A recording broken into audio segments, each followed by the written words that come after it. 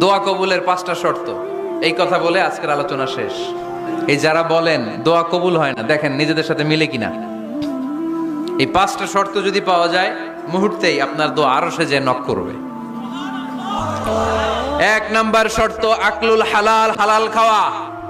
কি খাওয়া? আমরা দুইটাই খাই,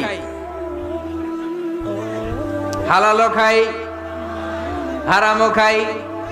বেশি খাই কোনটা? হ্যাঁ, কি খান? আমি কই নাই কিছু, আপনারাই কইছেন।